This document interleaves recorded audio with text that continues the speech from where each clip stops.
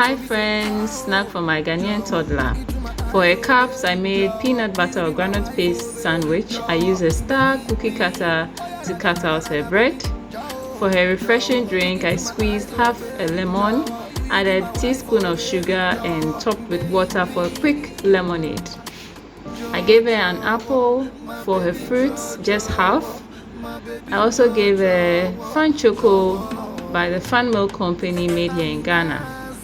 One boiled egg for her proteins, and I also gave a cupcake made by Boss Baker here in Ghana, peanuts, and 2 butter mint candies for her treat. I gave her 1 jelly multivitamins by Well Baby, and we are done for today with a water bottle. See you and bye.